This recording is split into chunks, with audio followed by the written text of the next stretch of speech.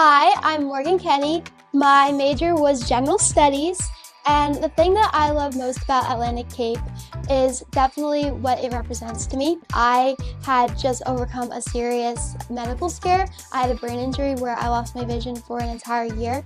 It was such a scary experience for me, and I wasn't really ready to go away to college yet. So Atlantic Cape was just really close by, and it ended up being the perfect place for me to start college. It gave me a supportive environment where I could focus on my education while also getting involved in campus.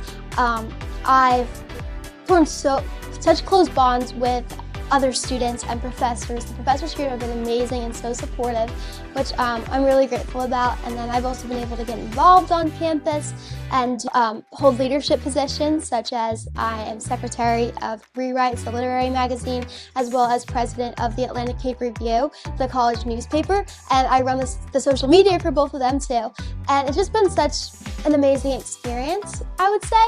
If there is one quote that sums up my experience here, it would be to find yourself and do it on purpose. And that quote is by Dolly Parton, and I just think it sums up my experience at Atlantic Cape perfectly. And to be honest, it's really bittersweet because I'm definitely going to miss it here and the people as well.